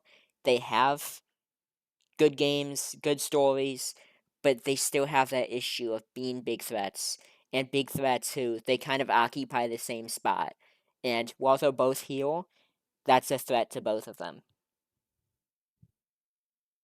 Claps. Nice. I don't have any thoughts anymore because I'm just like, I don't know what this fucking trooper is thinking. Yeah, it's okay. I'm You're gonna get fifth. You know fifth. You have it in your mind. You know who I'm putting fifth. You know it. Ellie. I don't fucking know. No, you got. I've already decided what I'm saying, so you have to go first. Oh, ah, ah. I think that I just have to say Jade. I'm gonna go. I think it's. I think Cooper might say Jonah, but I think Plushy. Well, well, well. You're both wrong. It's Jonah. It's Jonah It is Celeste. Jonah. Oh, Yeah. I should have just gone with Yeah. Jonah instead. No, I think you I was did Okay, say. like, then I think Plushy. you did say No, Jonah. I was I just said lying. I think Plushy should be there, but I think you put Jonah there. Yeah, no, the reason why Jonah's no. one of the Plushie's 4 not there. members of the Misako 4, which is huge. The issue with Jonah is that he's coming out of the Kai tribe, where about half the tribe just don't really fuck with him too heavy. And by that, I mean Jack, Clank, Sandy, and I guess Dahlia, which is more than half that group. I do think Jonah is much more likely to get into whatever the power structure of the Morge is, and through that, those other people will catch the boot before him. He also has the exile advantage if he's ever in a sticky situation and needs to just fuck off. Um, I guess the issue is just that his game is starting to mirror his Legends game in a sense. I think he's playing better than he was in Legends. He's been consistently at the top, but his position has deteriorated a bit since then in the last few rounds. And also, I think the way Jonah has been presenting socially at points, I don't want to say feels self-deprecating, but I'm worried that he's going to have sort of a self-fulfilling prophecy like in Legends, where he gets down on himself and kind of sets himself up as someone lacking win equity.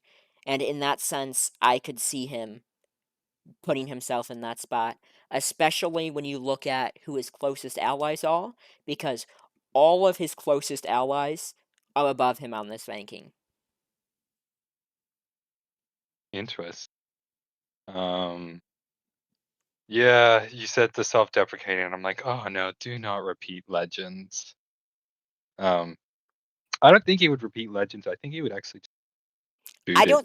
don't. I don't think if he repeats Legends, I don't think it would be. I think it would be better than Legends. Like I think he would be Yeah, more competitive. However, I still think it is something worth noting because it is very possible that it happens.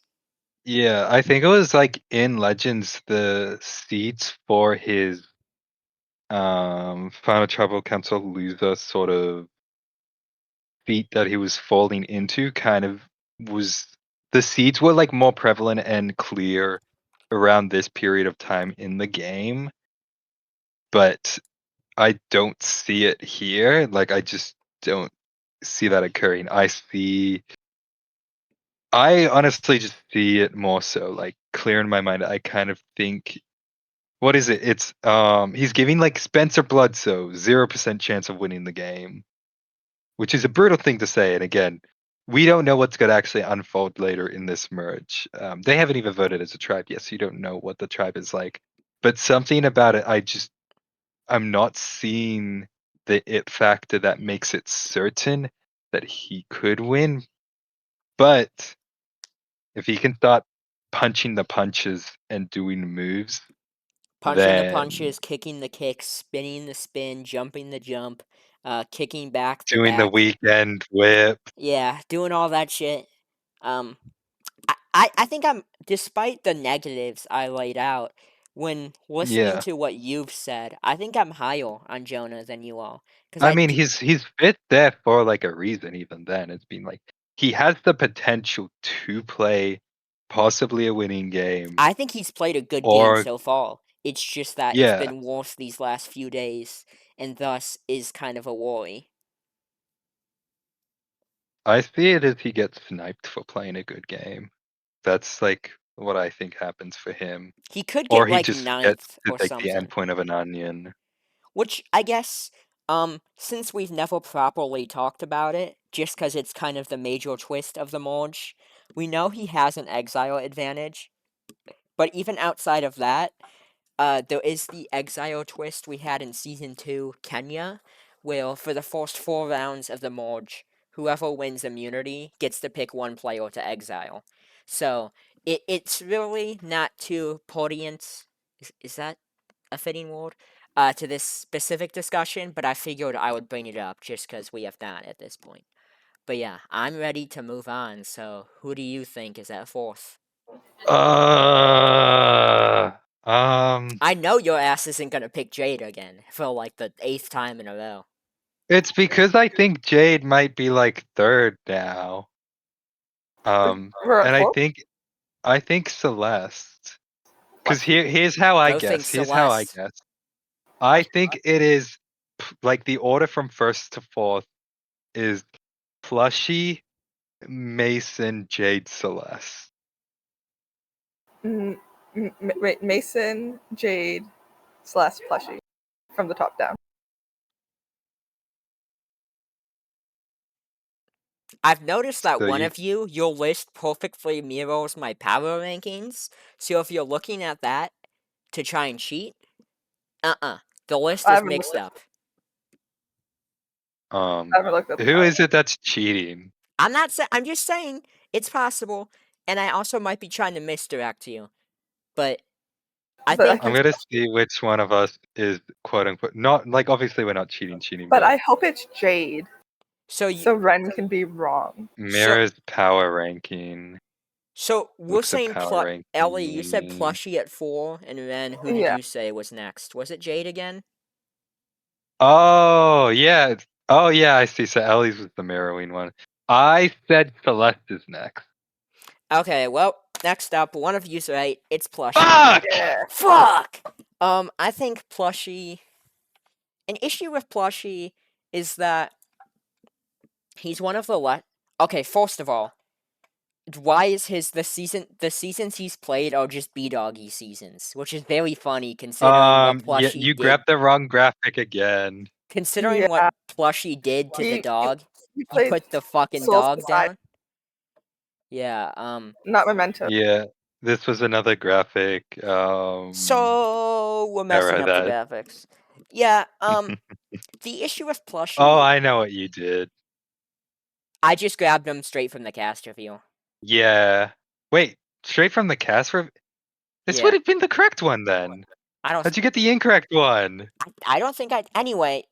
I Uh. think you went to the graphics section, I like don't. the graphic chat. Whatever. Plush. So Plushie. An issue with Plushie is that he is probably, like Bowman, one of the least active people on the cast, which is an issue, but also he's done such a good job giving context for this, such as the fact that he's literally he's a fucking father who has a life besides this game, and people respect that. So that's it's an issue in the sense that he might not be able to build bonds up as much as he needs to, but he seems to be he's doing a good job in that sense. I just worry that it may become an issue later. The other issue is just he's so damn likable that he could become a threat.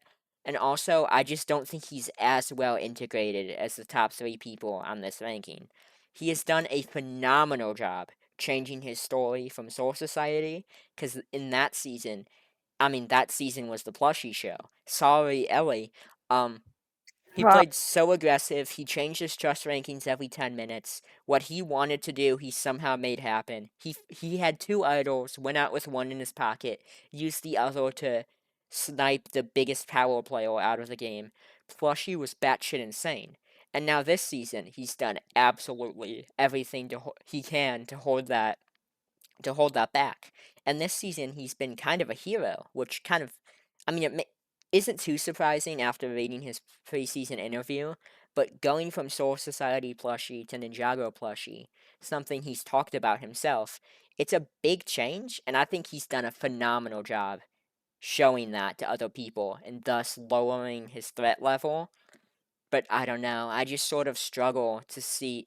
I don't struggle. He's 4th. He could win, especially if he turns on, like, the strategic decisions he needs to make as the game progresses. If he does those at the right time, he is absolutely a viable pick.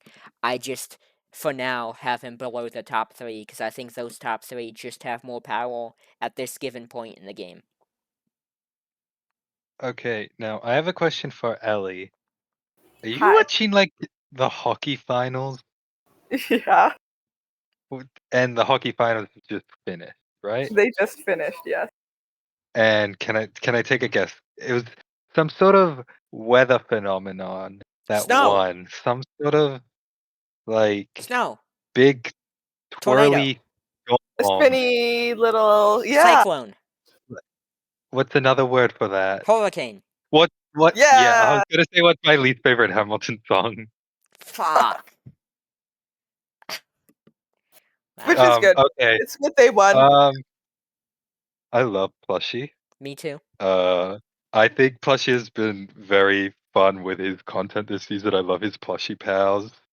Um, Yeah. he just kind of has such a like a reserved sort of chill nature where fuck this dude went to tribal every single round. I honestly had the thought he should like pitch to people and say, "Hey, can I can everyone just pick me to be exiled for this round so I can just get the one break round that I didn't get that everyone else at Can least I say got? Is he something? the only Yeah. one that went to every Can I tribal say round? something obligatory about Plushie?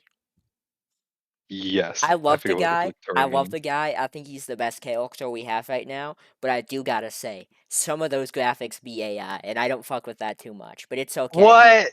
Yeah, no, he does use AI graphics from Uh, time to time. Which I think that's lame as hell. But like, I still love the guy. I just also want to be like, that's lame. But I love Plushie. yeah, it's like your stance on AI is you dislike AI and you detest the concept of people doing it. I know people had an issue with that and him in Nordvival. So I just wanted to bring it up. Which, by the way, speaking Hmm. of bringing it up, Whoopi Goldberg's #1 fan just wanted to say I just heard back from him at 10:03 p.m. Whoopi Goldberg, that's my favorite. So yeah, that's what Whoopi Goldberg's #1 fan has to say. I support that. I don't support AI. I'm going back to other things of Plushie. Um, I don't know. I think he was kind of paranoid of feeling like he was like in danger and on the bottom of his tribe. Sometimes when he wasn't, where I think he kind of maybe struggles with his own perception of where he stands in the game, and I think that could lead to him playing the wrong move. But I think he also has he has the ability to make a move when he chooses to or possibly needs to. He has the right flexibility for all the pieces. It's just about if those pieces do exist in this game and do come about with the way the game plays out. But I do think he has like I don't think he's gonna get targeted for that like ability. It's kind of like it's Cerie Fields, but a few seasons like early Cerie Fields where she has that magic and no one is fully aware of it yet and will let her get by, kind of thing. In comparison to the Cerie Fields vibe of just like she will never reach the end now because she has too much of a preconceived threat image. Where I think Plushie could just say the right thing and get through and reach the end and would be able to word himself correctly and have the support and likability and use his AI to win. Yeah, I also understand that like the AI thing. Plushie's also like a dad. Like he's not like us. Yeah, you said Yeah. like he has a life unlike us. We have live Cooper. But we don't have lives like Plushie has Yeah, we lives. don't have fucking We kids. It's very don't. different. Well, yeah, and he spoke about that in his confessional. I think really early on, and I think it was worded so perfectly and clearly that it is that different meta. And I did experience it when I did play with him in the fact of like there is like a weird invisible line that you do feel because there is we are living lives completely differently because like he's a father, I'm not, and he's like on a cast of 13 people, he's the only one there that's a father. So he is in this whole different group, like this group of people that all have this sort of unintentional different mindset to what he has that isn't like a controlled thing. It's just something that it kind of exists and occurs from living life. Yeah. And it's interesting, but he's been doing that for the entire season so far. Um, he's had to vote people out every round. He has not seemed to have gotten backlash though, and I think that fact that he's been able to do that is pretty good. But I think he maybe needs to be exiled so he can just not play the game for a little bit and get like a nice deserved break that someone that's gone to every single tribal of a 30-person season, not every single tribal, but gone to tribal every single round in a 30-person season deserves. But he also was nervous of that becoming a narrative that people push, so he obviously wouldn't go out and say, "Hey, can I please go to exile?" But he would at least, hopefully, just I hope he gets the chance for a proper break because I know a break for him is Yeah. a very lovely opportunity as he does try and balance his life and org a lot differently to how everyone else sort of does. Yeah, so we're almost 2 hours into this and we have 3 people left. So let's get into I the think he's Thor. gonna win. I want a Plushie win. Would Plushie be your number one? I think. Here's the thing. I think Mason would be Plushie's perhaps biggest thwart. Him or Bellman would be his biggest thwarts. But then I don't know. I think something about Mason coming second place in season 27 makes me uncertain if he can pull off reaching final triple again because he's kind of giving like Parker and Jenny. He's like the Parker in the Parker and Jenny where Jade is the Jenny. Where like I think that those two would possibly just be endgame boots. I don't think I agree. Is Yeah, because you have Mason at number one. So let's talk about our number 3. Wait, I have one more comment. Yeah? Ren could have had a child, but he ate him. Yeah, that did happen. So And it was beautiful. Yeah, okay, so I think that's a perfect lane to not explain. Who are we thinking for Thor? who did I say? Who's left? Um I think I Uh, said Celeste. in alphabetical order, it's Celeste, Jade, and Mason. it's Celeste Jade. So who did you say, Ellie? I said Celeste. I'm gonna say Jade. He's Please gotta thank get me. Jade right eventually. And it's Celeste. Come on, man. I think an issue with Celeste, it's been more clear this round and last round, is that Celeste wants control and they want it bad. And Celeste has a tendency to like when they're not getting their way to like aggressively want to change things in order to fix that, which shouldn't be an issue for now, but I am a bit worried about like Celeste maybe overplaying at some point. But if that doesn't happen, which it probably won't, Celeste is in a good spot. One of the most connected people in the game, while also not being a super big threat.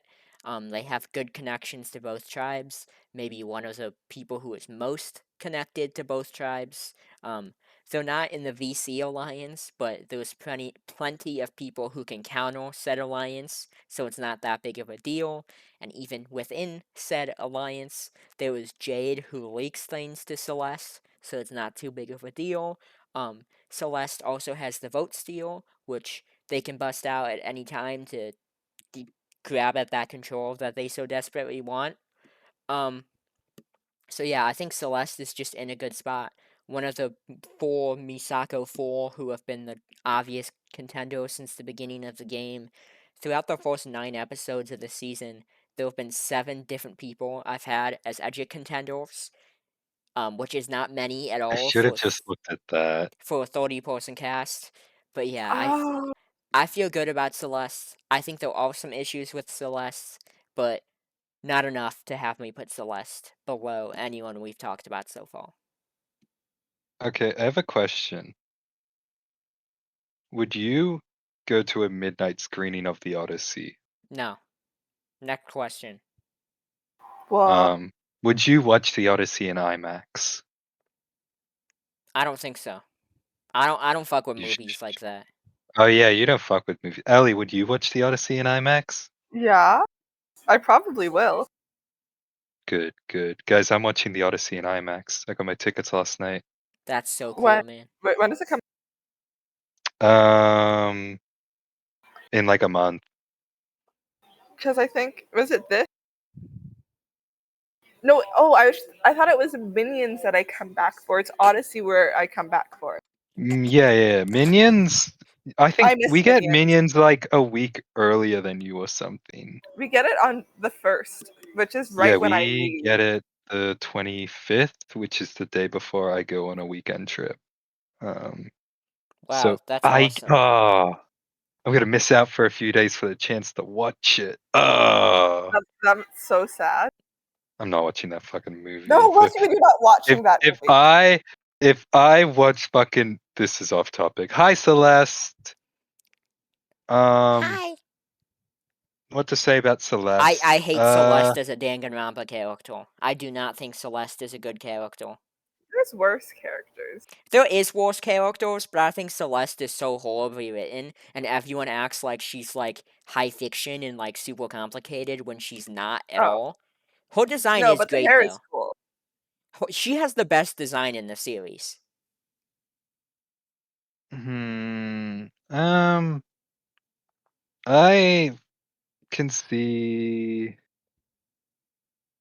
Celeste maybe overplaying and making a move and then becomes a big threat and eventually is taken out because of that, like the management of threat level. And I kind of see it as like being ninth place. For some reason, it's calling me to see Celeste joining our ninth place gang. But if the season prevails as an onion season, I kind of see Celeste being able to win due to that sort of formatting of boots. As like Celeste would do everything possible to be in the core of the onion. I also can't fault the belief of wanting to always get your way. Because that's just something that humans have, is they always want their way. I always want my way sometimes, and I try and sometimes want to force the way into happening, and that's just who I am as a human. Um, and it's just interesting to see if that will come to kerfuffle Celeste, which it may not. Um, Considering this is Survivor, Probably May. Perhaps. I think it will. Okay, so moving on. Top two. Top two, baby.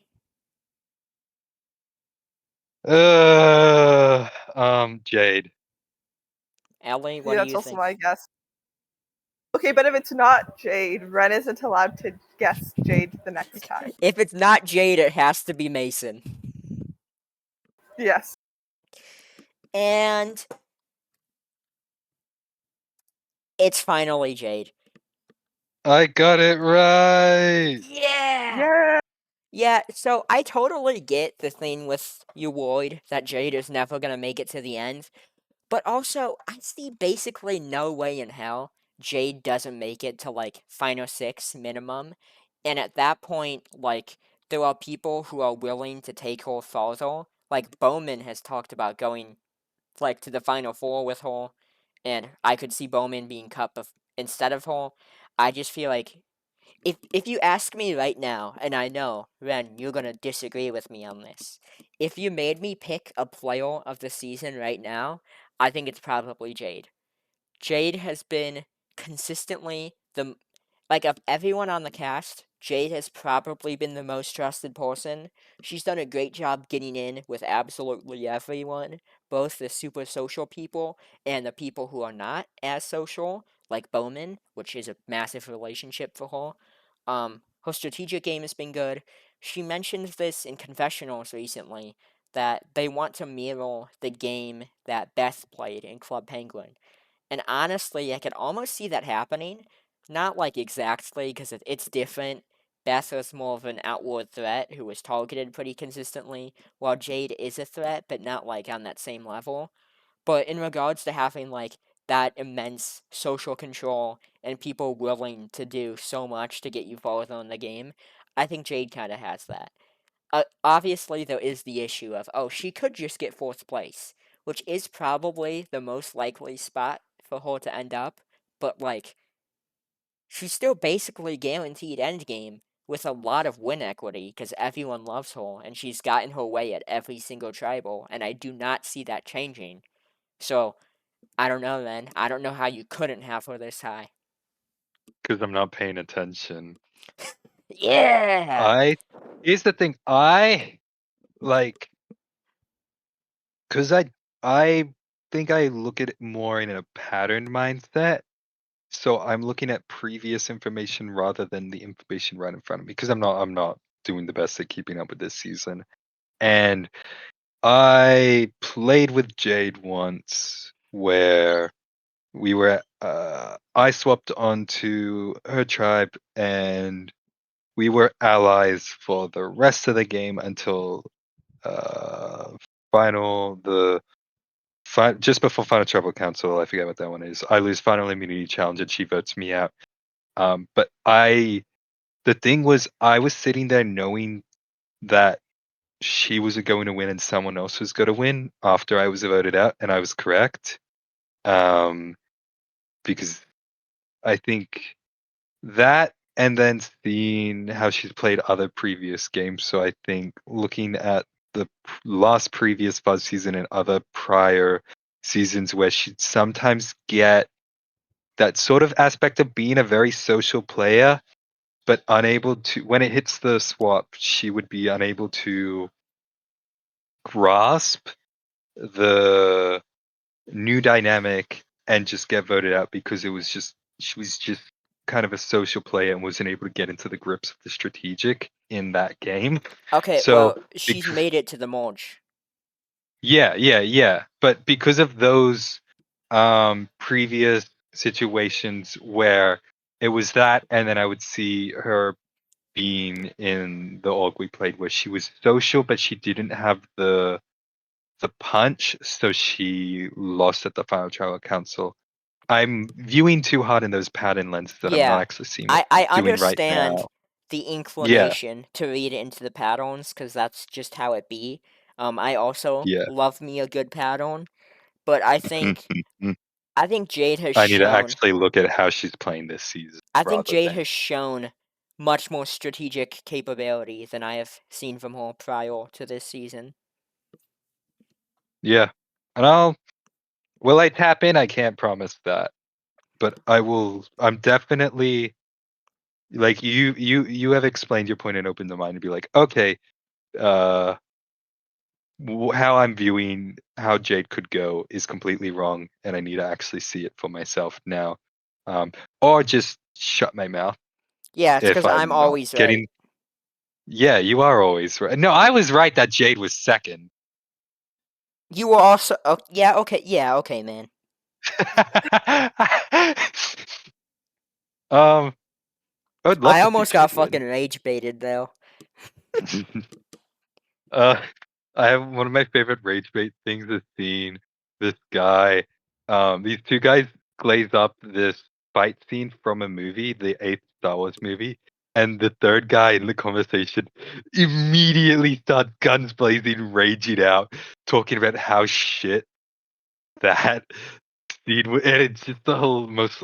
I just love that so much, seeing the rage bait. But either way, um, I'm excited to see how Jade goes then. And with all that pitch, if Jade has like the right people on her side, she's got the social and strategic force. Um, I think she then just can win. Like straight up, maybe she needs to like deal with Mason. Um, but if she has those pieces, it kind of sounds like she's got the pieces of similar to Beth's game, except for like the immediate threat level thing. Because what Beth had, like Shinx and Jade as her allies that would ride and die for her. If Jade has those with her people, then she's good too. Yeah. So, I'm trying to figure out who could be number one. Um, Waddle. Yeah, so there's this one thing about me. If there's gonna be a ranking that I need to do, whoops, I'm gonna put Mason at first. This happened in Zero Escape and it's happening again. I just, no one gets the games that Mason plays like I do, okay? His Zero Escape game is phenomenal. Like, he plays a genuinely stellar game. I have a system for ranking every player's game by, like, all these criteria. Of seasons 24 to now, he is the best game in Zero Escape. It would be an S tier game, which to me is a flawless game. The only reason why it isn't is because he throws at the end of the game for Danny. If he didn't do that, Mason is like that would have been like a top 5 ever game played in the series, if not higher. If not like third. Um I have a ton of trust in Mason as a player. He's been on the right side of every vote this season. He's been on the wrong side of some idle plays, but he's done a good job building connections back up with people after that happens. For example, Kilza was idled out, which was an ally for Mason, but then Mason just got in with Bryce after that. Mason has just done a great job at getting in with people. I think one thing for Mason is because he has like the vacation right now and such. I'm not too worried about him being seen as this massive threat. I think pretty much everyone else on this ranking might be seen as everyone else in this area of the ranking might be seen as more threatening than him, honestly, or maybe not more threatening, but more of like a person to target. The sense that he also has Jack in the game is huge for him because I do think there's a very good chance him and Jack just go to the end together, like what we saw in Zero Escape. And if Mason is against Jack, that's an easy win for Mason, and then they just need another person to go against. I Mason could become the first ever person to get Player of the Season twice in this series. Like, if Jade goes too early and Mason takes it, I could very well see that. I think his game Damn up it! I wanted that to be me. I think It, Mason's game up to this point is not as good as the game he played in Zero Escape up to this point. However, he has still played a very good game, and I would absolutely not be shocked if he won this season. And if he didn't this season after it, there's going to be 4 new people in the Hall of Fame for this series. Absolutely, I could see Mason taking up one of those 4 new spots. But yeah, I don't have too much else to say about him. Mason's my number one. He was kind of the obvious pick for number one, and I'm sure absolutely everyone saw that coming, given my past track record. I didn't see it coming. Fuck. Um, fuck, was I gonna say something funny? I feel like I was gonna say something funny. No, I was gonna be curious and ask why then Mason lost, but then you said you He brought only Danny. lost because he threw to Danny. If he did not take I, Danny to the end, he beats Dust in a unanimous vote. I love that Fuzzvivor has numerous people throwing for the other person at final two final treble Also, he councils. almost beat Danny. Like, it was close.